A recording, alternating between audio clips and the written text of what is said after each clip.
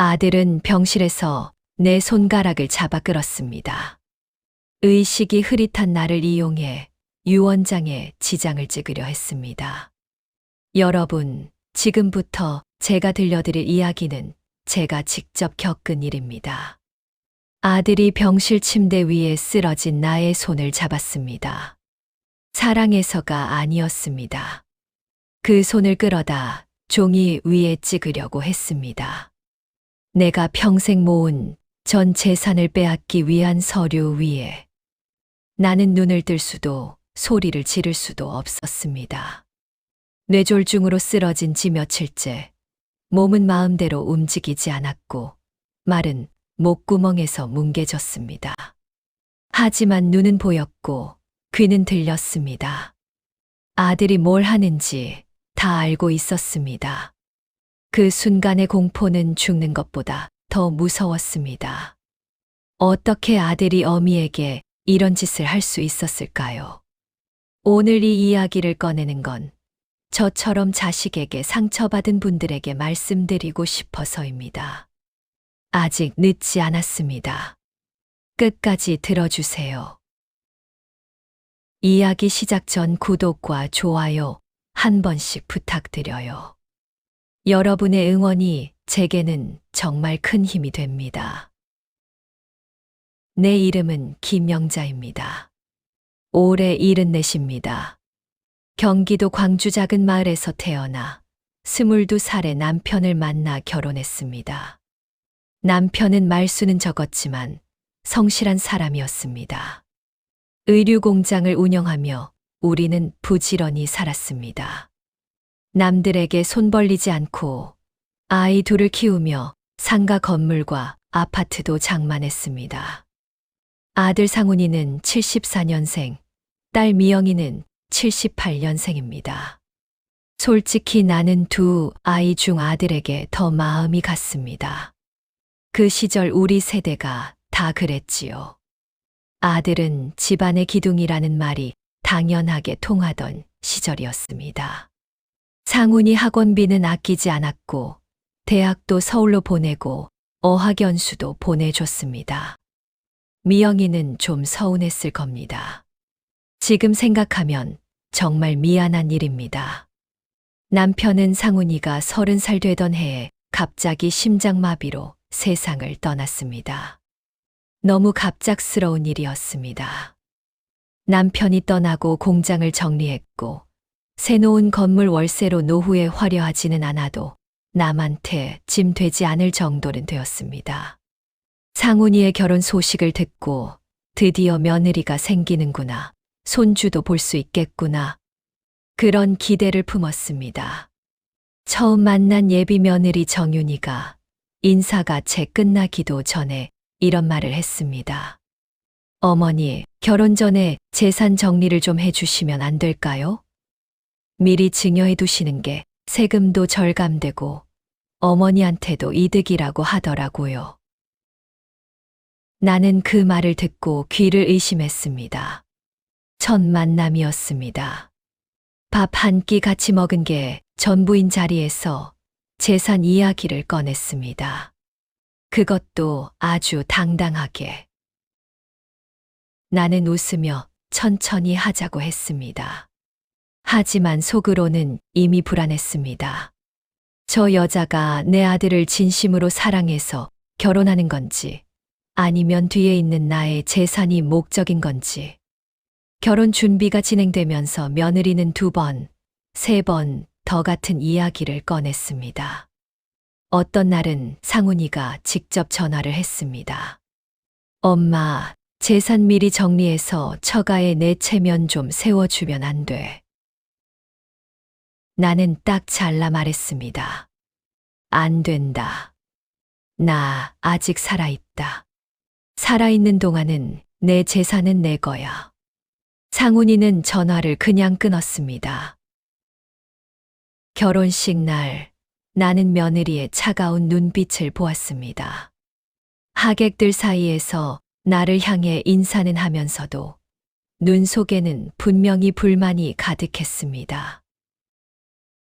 결혼 후 상훈이는 차츰 연락이 줄었습니다. 명절에도 오지 않았습니다. 처음엔 바쁘다고 했고, 그 다음엔 아내가 몸이 안 좋다고 했습니다. 그러다 어느 해설부터는 전화 한 통조차 없었습니다. 완전한 침묵이었습니다. 10년이 그렇게 흘렀습니다. 딸 미영이는 달랐습니다. 명절마다 왔고, 생일 때는 물론이고 한 달에 한두 번 꼭 들렀습니다. 또 혼자 사는 나를 걱정해서 이틀에 한 번씩은 꼭 전화를 했습니다. 하지만 나는 미영이의 전화를 받으면서도 상훈이 생각을 했습니다. 왜 아들한테선 연락이 없을까? 내가 잘못한 게 있나? 내가 너무했나? 사람이 참 어리석습니다. 곁에 있는 사람보다 없는 사람을 더 그리워하는 게 인간의 본성인가 봅니다. 나는 그 10년 동안 아들이 보고 싶었습니다. 밉고 원망스러우면서도 어미 마음이란 게 그렇게 쉽게 끊어지지가 않았습니다. 작년 가을이었습니다. 아침에 일어나려는데 오른팔이 말을 듣지 않았습니다. 처음엔 자다가 눌린 줄 알았습니다. 그런데 일어나려고 몸을 돌리는 순간 방이 빙글 돌았습니다. 구역질이 올라오고 눈앞이 흐릿해졌습니다. 말을 하려고 입을 열었는데 말이 제대로 나오지 않았습니다. 나는 겨우 침대 옆 협탁에 손을 뻗어 핸드폰을 잡았습니다. 미영이 번호를 눌렀습니다. 상훈이 번호는 아예 생각도 나지 않았습니다. 10년 동안 눌러보지 않았으니까요. 미영이가 받았고 금방 119가 왔습니다. 병원에서 뇌졸 중이라고 했습니다. 뇌혈관 한 군데가 막혔다고 빨리 왔기 때문에 생명에는 지장이 없지만 회복 치료가 필요하다고 했습니다. 오른쪽 팔다리에 마비 증세가 있고 말이 잘 나오지 않는다고 했습니다. 미영이는 간호를 하며 계속 병원에서 같이 잤습니다. 직장도 있고 아이도 있는 애가 그 고생을 했습니다. 나는 말도 못하면서 그 애 손을 잡고 눈물만 흘렸습니다. 미안해서 고마워서. 입원한 지 닷새째 되던 날 병실 문이 열리더니 낯선 사람 2명이 들어왔습니다. 낯선 사람이 아니었습니다. 10년 만에 보는 아들 상훈이와 며느리 정윤이었습니다. 미영이가 먼저 일어섰습니다. 오빠, 어떻게 알았어? 상훈이는 대답 대신 침대 쪽으로 걸어왔습니다. 나를 내려다보더니 눈물을 글썽였습니다. 그리고 내 손을 잡았습니다. 엄마, 나 상훈이야. 엄마, 미안해. 내가 너무 늦게 왔지. 어쩌다 이렇게 된 거야. 10년 만에 듣는 아들 목소리였습니다. 나는 그 순간 모든 원망이 녹는 것 같았습니다. 눈물이 흘렀습니다. 아들이 왔구나. 상훈이는 미영이를 보며 말했습니다. 미영아, 고생했어. 이제 오빠 왔으니까 집에 가서 쉬어. 엄마 간병은 우리가 할게. 미영이 얼굴이 굳었습니다. 괜찮아, 오빠. 나 있을게. 아니야, 그동안 엄마 곁에 있지도 못했는데 이제 아들이 있어야지. 그 말이 이상하게 걸렸습니다. 미영이는 결국 그날 저녁 집으로 돌아갔습니다. 가면서 내 손을 꼭 쥐고 눈으로 뭔가를 말하는 것 같았습니다.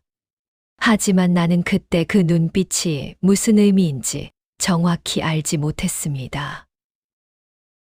상훈이와 정윤이는 매우 정성스럽게 간병을 했습니다. 끼니마다 죽을 쑤어왔고 정윤이는 내 머리를 빗겨주고 몸을 닦아주는 것도 마다하지 않았습니다. 간호사들도 어머니 아드님 정말 효자세요 라고 했습니다. 상훈이는 그 말을 들을 때마다 겸손한 척 고개를 숙였습니다. 나는 그 모습을 바라보며 이상하다고 생각했습니다. 10년 동안 전화 한 통 없던 아들이 내가 뇌졸중으로 쓰러지자마자 나타났습니다. 간병을 자청하면서 딸을 밀어냈습니다. 무엇 때문인지 자꾸 마음에 걸렸습니다. 나는 몸이 회복되고 있었지만 일부러 더 아픈 척했습니다. 어느 날 밤이었습니다.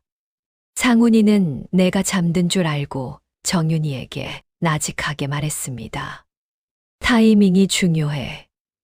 너무 늦으면 엄마 다 나아서 소용없고, 너무 이르면 서명이 안 되니까. 정윤이가 대답했습니다. 변호사가 말하기로는 의식이 있어야 유효하다고 했잖아. 지금 딱 좋은 것 같은데. 나는 눈을 감고 있었습니다. 온몸이 싸늘해졌습니다.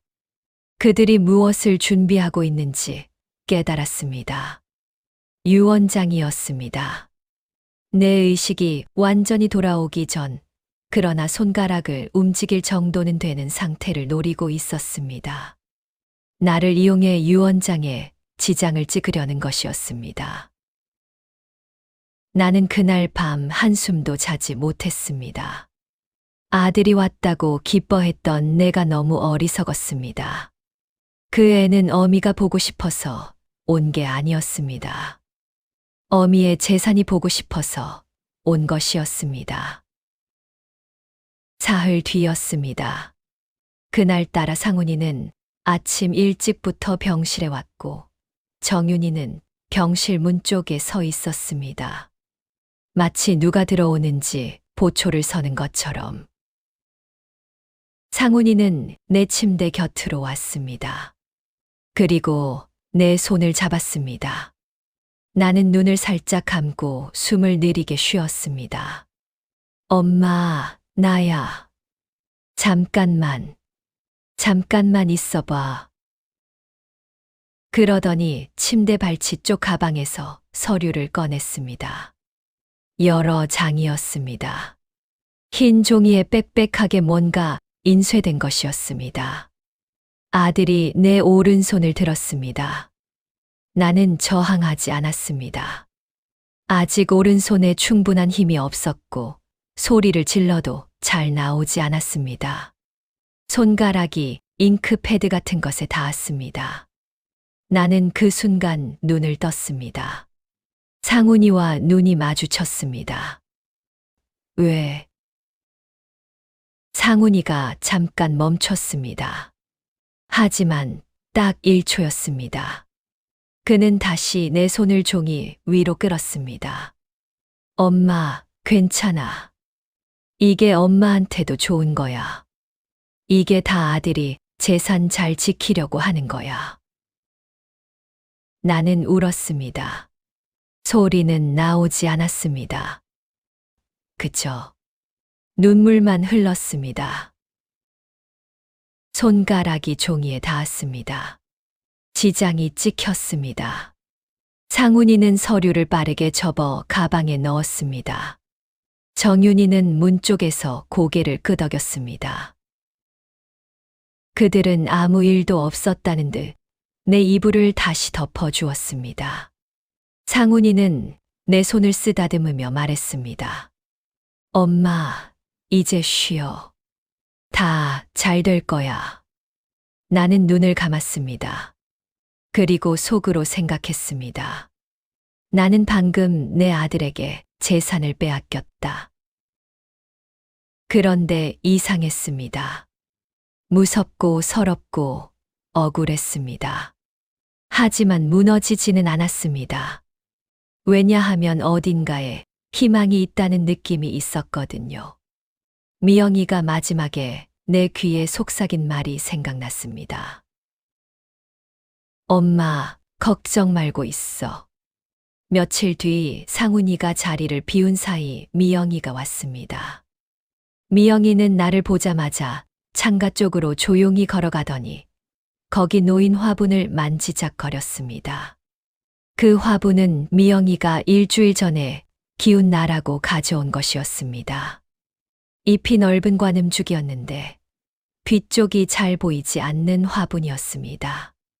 미영이는 화분 뒤쪽을 슬쩍 확인하더니 나를 향해 안도의 눈빛을 보냈습니다.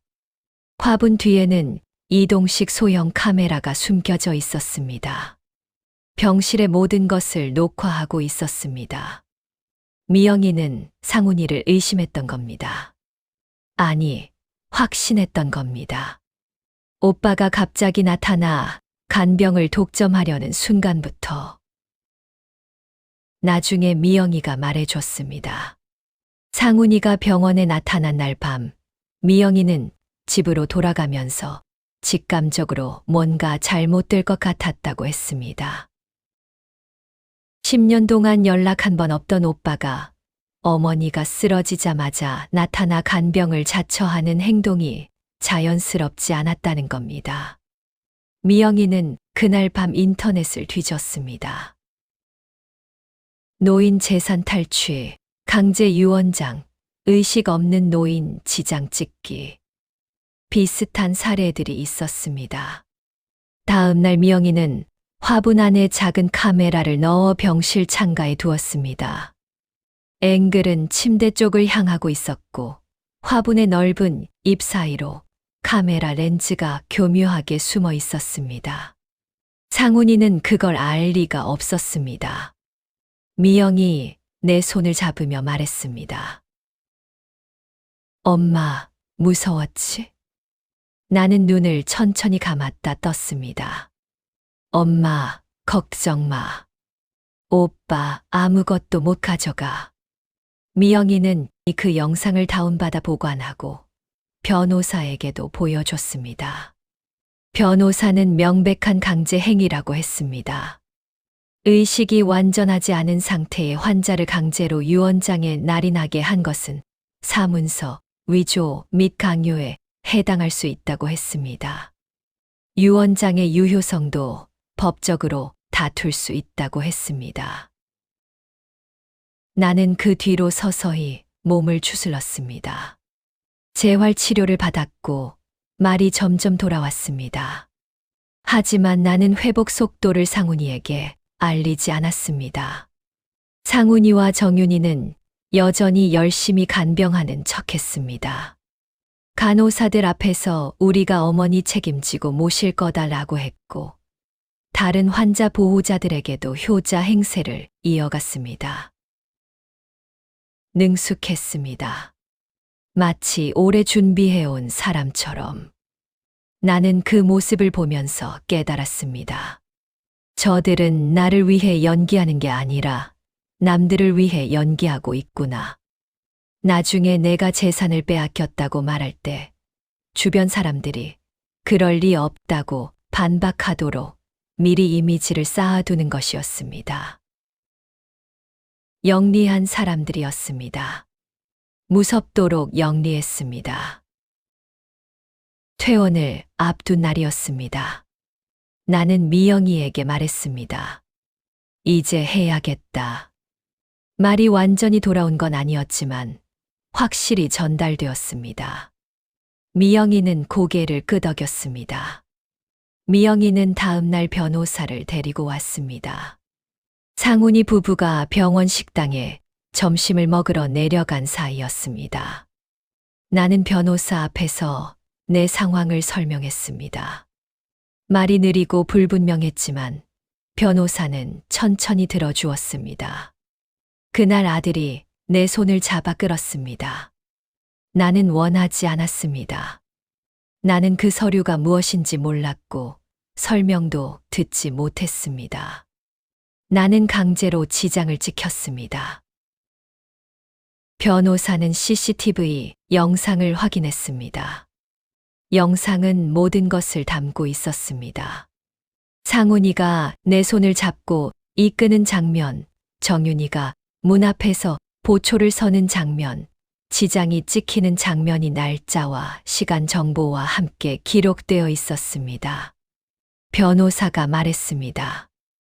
이 유언장은 무효입니다. 당사자의 자유로운 의사에 의한 서명이 아니며 강제에 의한 것임이 영상으로 입증됩니다. 더 나아가 상속 결격 사유에도 해당할 수 있습니다. 피상속인에게 사기 또는 강박으로 유언을 하게 한 경우 상속인이 될 수 없습니다. 나는 천천히 물었습니다. 상속에서 완전히 배제할 수 있습니까? 변호사가 고개를 끄덕였습니다. 나는 눈을 감았습니다. 그리고 말했습니다. 그렇게 하겠습니다. 미영이는 상훈이에게 연락했습니다. 중요한 이야기가 있으니 병원으로 와달라고. 상훈이와 정윤이가 병실로 올라왔을 때 거기에는 나와 미영이 그리고 변호사가 있었습니다. 상훈이는 변호사를 보자 이미 낌새를 눈치챘는지 표정이 굳었습니다. 변호사가 먼저 말했습니다. 지난 열흘 사이 병실에서 촬영된 영상이 있습니다. 귀하가 어머님의 손을 강제로 이끌어 사전에 준비한 유언장에 지장을 찍는 장면이 담겨 있습니다. 이 유언장은 법적으로 무효이며 상속 결격 사유에 해당해 형사 고소를 검토 중입니다. 상훈이는 잠깐 굳어 있다가 갑자기 목소리를 높였습니다. 엄마, 이게 뭐야? 내가 엄마 도우려고 한 건데. 미영이 저 계집애가 엄마 선동한 거잖아. 나는 그 순간 말했습니다. 느리지만 또렷하게. 나는 선동당한 게 아니다. 나는 다 봤고 다 들었다. 너는 내 아들이지만 그날 나는 무서웠다. 손가락이 억지로 끌려가는데 소리도 못 지르고. 그게 어미한테 할 짓이냐. 상훈이는 순간 말문이 막혔습니다. 잠시 침묵이 흘렀습니다. 그러더니 그의 입에서 나온 말은 사과가 아니었습니다. 어휴, 나이 들더니 노망났네, 정말. 노망났어. 병실 안이 싸늘해졌습니다. 정윤이가 상훈이를 잡아당기며 나가자고 했고 상훈이는 문을 쾅 닫고 나갔습니다. 나는 그 소리를 들으며 오히려 편안해졌습니다. 이상하게도요. 더 이상 기대하지 않아도 되는 사람이 되었으니까요. 10년 동안 왜 안 오나, 내가 잘못한 게 있나, 졸였던 그 마음이 그제야 내려앉았습니다. 미영이가 내 손을 잡았습니다. 나는 그 손을 꼭 쥐었습니다. 그로부터 한 달 후 유언장 무효 소송이 시작되었습니다. 아들 측은 어머니가 자발적으로 지장을 찍으셨다고 주장했습니다. 하지만 CCTV 영상이 증거로 제출되자 말을 바꾸기 시작했습니다. 법원은 영상을 직접 확인했습니다. 진술 과정에서 나는 천천히 하지만 분명히 말했습니다. 나는 원하지 않았습니다. 나는 그 유언장의 내용도 읽지 못했습니다. 아들이 내 손을 잡아 끌어다가 억지로 지장을 찍었습니다. 나는 거부할 수 없었습니다. 법원은 유언장의 효력을 인정하지 않았습니다. 강제에 의한 유언장이므로 무효라는 판결이었습니다. 그리고 아들은 상속 결격자로 결정되었습니다. 피상속인에게 강박으로 유언을 하게 한 자는 상속인이 될 수 없다는 법 조항이 그대로 적용된 것입니다. 상훈이는 이제 법적으로 내 상속인이 아닙니다. 아들을 고소하는 과정은 힘들었습니다. 어미 마음에 쉬운 일이 아니었습니다. 밤에 잠이 안 오는 날도 있었습니다. 하지만 미영이가 말했습니다.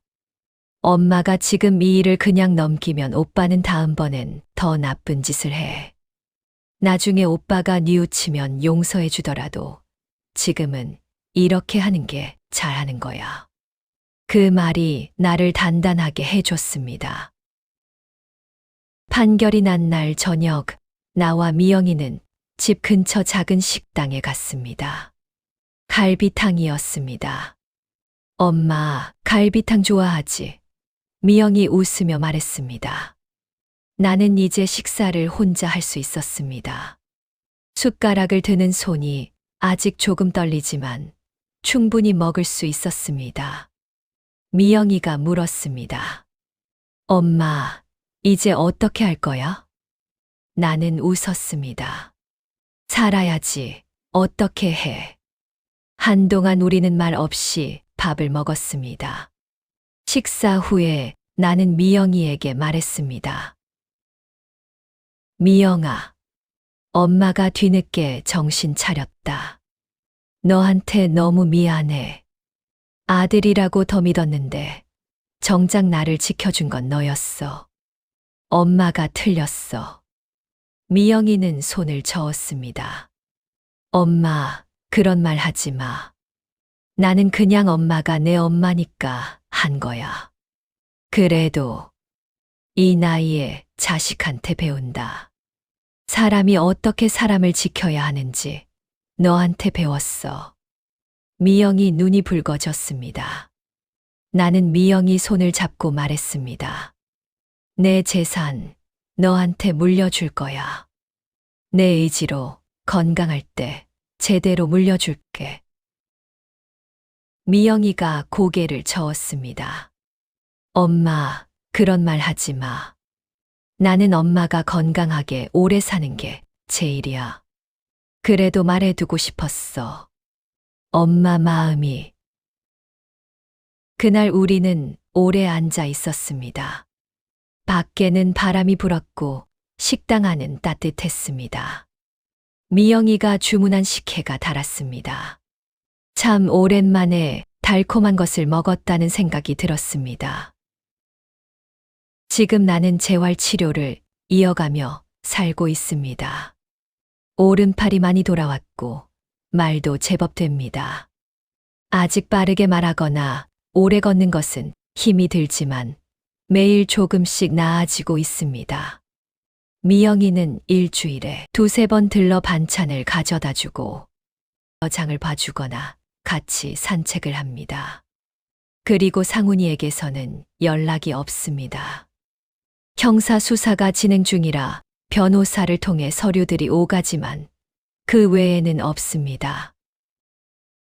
그 침묵이 이제는 예전처럼 나를 서럽게 하지 않습니다. 아들이었지만 지금은 내 삶에 없는 사람입니다. 가끔 생각합니다. 내가 더 일찍 눈을 떴더라면 어땠을까? 10년 동안 연락 없는 아들을 기다리는 대신 곁에서 애써준 딸에게 더 잘해줬더라면 어땠을까? 사람은 참 왜 이렇게 뒤늦게 깨닫는 걸까요? 하지만 후회만 하고 살기엔 남은 날이 아직 있습니다. 나는 74입니다. 사람들이 그 나이에 뭘 이라고 하지만 나는 이 나이에도 아직 살아있고 아직 사람 사이에서 무언가를 배우고 무언가를 느낍니다. 이걸 보시는 분 중에 나처럼 아들에게, 딸에게, 아니면 배우자에게 상처받으신 분이 계실 겁니다. 자식이니까 참아야 한다고, 자식이니까 용서해야 한다고 생각하셨을 수도 있습니다. 저도 그렇게 생각했습니다. 하지만 말씀드리고 싶습니다. 사랑은 참는 것이 아닙니다.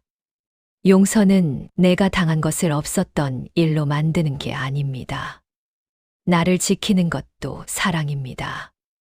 나를 지킬 줄 아는 사람이 되어야 진짜 소중한 사람을 제대로 지킬 수 있습니다. 나는 그걸 74세 병실에서 배웠습니다. 여러분은 저보다 더 일찍 아셨으면 좋겠습니다. 그리고 지금 곁에 있는 사람, 말없이 옆에 있어주고 산책 따라 나와주는 그 사람에게 오늘 고맙다는 말 한마디 해주세요. 그 한마디가 생각보다 훨씬 큰 힘이 됩니다. 영자 드림.